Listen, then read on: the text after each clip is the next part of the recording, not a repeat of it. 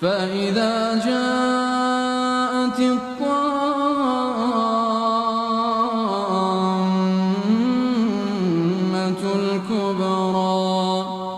يوم يتذكر الإنسان ما سعى وبرزت الجحيم لمن يرى فأما من طغى وآثر الحياة الدنيا